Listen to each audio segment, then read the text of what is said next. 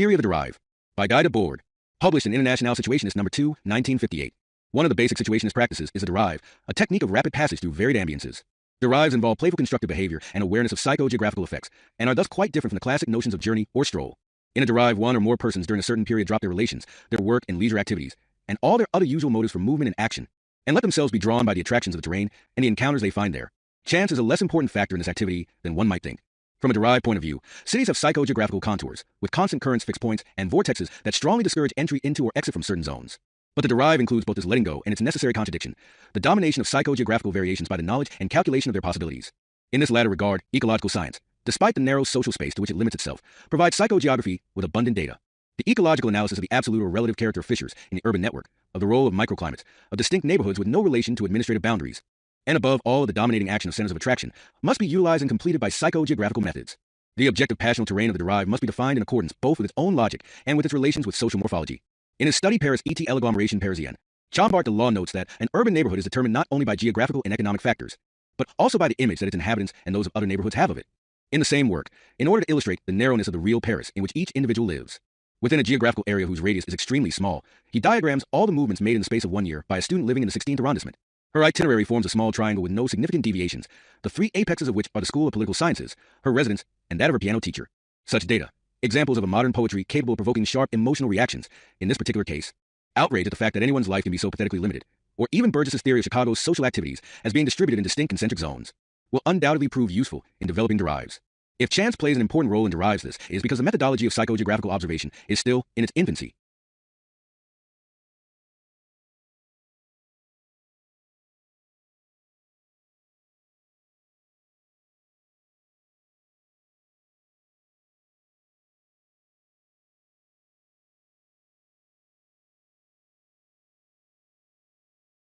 But the action of chance is naturally conservative, and in a new setting tends to reduce everything to habit or to an alternation between a limited number of variants. Progress means breaking through fields where chance holds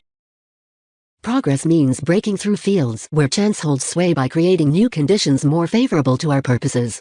We can say, then, that the randomness of a derive is fundamentally different from that of the stroll, but also that the first psychogeographical attractions discovered by derivers may tend to fixate them around new habitual axes, to which they will constantly be drawn back.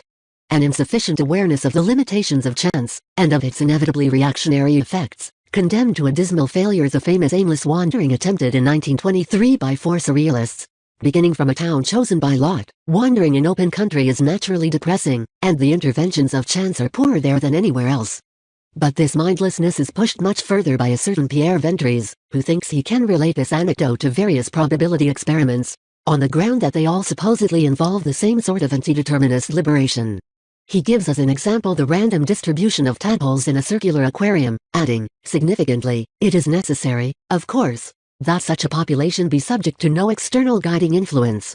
From that perspective, the tadpoles could be considered more spontaneously liberated than the surrealists, since they have the advantage of being as stripped as possible of intelligence, sociability, and sexuality, and are thus truly independent from one another. At the opposite pole from such imbecilities, the primarily urban character of the derive, in its element in the great industrially transformed cities, those centers of possibilities and meanings, could be expressed in Marx's phrase, men can see nothing around them that is not their own image. Everything speaks to them of themselves. Their very landscape is alive. One can derive alone, but all indications are that the most fruitful numerical arrangement consists of several small groups of 2 or 3 people who have reached the same level of awareness, since cross-checking these different groups' impressions makes it possible to arrive at more objective conclusions. It is preferable for the composition of these groups to change from one derive to another. With more than 4 or 5 participants, the specifically derived character rapidly diminishes, and in any case it is impossible for there to be more than 10 or 12 people without the derive fragmenting into several simultaneous derives. The practice of such subdivision is in fact of great interest, but the difficulties it entails have so far prevented it from being organized on a sufficient scale.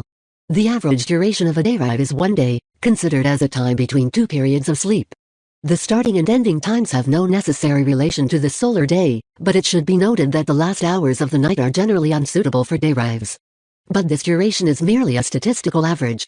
For one thing, a derive rarely occurs in its pure form. It is difficult for the participants to avoid setting aside an hour or 2 at the beginning or end of the day for taking care of banal tasks. And toward the end of the day fatigue tends to encourage such an abandonment. But more importantly, a derive often takes place within a deliberately limited period of a few hours, or even fortuitously during fairly brief moments. Or it may last for several days without interruption.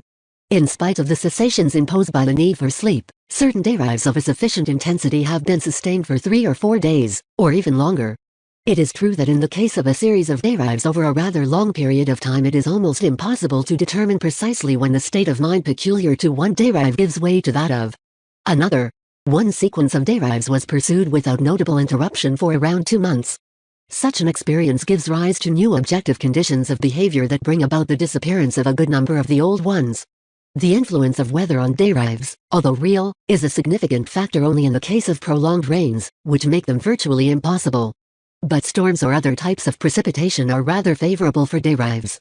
In the case of a derive in which participants are pushed along by factors outside of their control, the weather might be considered as one such influence. But it should be understood that the derive is not a forced or passive movement. Rather, it remains a deliberate engagement with the environment. In fact, it is this tension between environmental factors and the observer's reactions that makes the derive a unique form of exploration.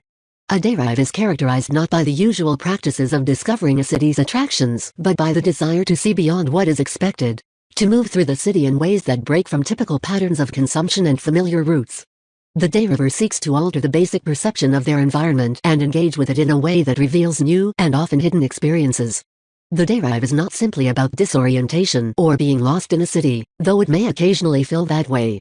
It is an active exploration of new and unexpected connections between places, moods, and individuals.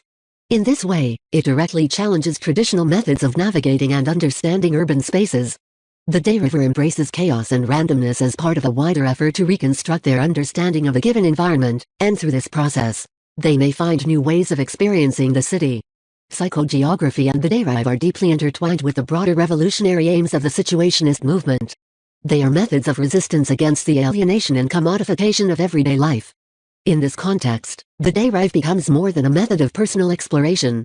It is a tool for political and social transformation, aiming to alter how individuals interact with the spaces around them and, by extension, the larger social systems they inhabit.